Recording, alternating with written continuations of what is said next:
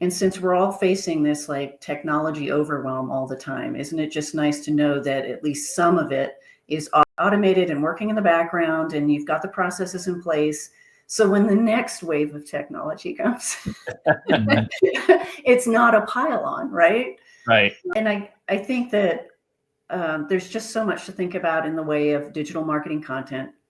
And, you know, if they understand how to put a calendar together, and I provide templates, customer persona template, just so they know, who are we really targeting?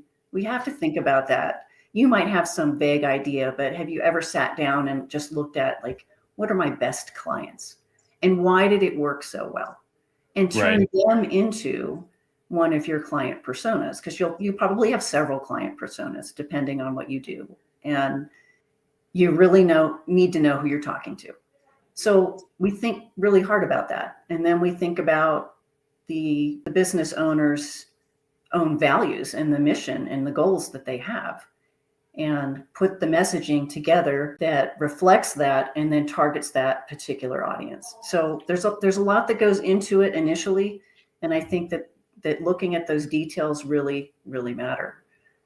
And you're going to come out with something really good if you take the time to delve a little bit deeper. I think one other thing that you do well, that I think something that stood out to me, was that we can have a lot of content already built up, and you organize on how to do it and how to repurpose it and when to put it back out and things like this. I appreciated you expounding on that when we talked. So, you know, like I said, you can have all these different videos and all this different stuff, but it's like, okay, well, you know, we can repurpose this, we can revisit this. We don't have time and money to waste. So if you've got some really good articles, they can be repurposed into ebooks and white papers and presentations and recorded webinars, and whatever it is you can think of, it can be done with it. And especially when you're talking small business, you need to get the most out of that material that you can.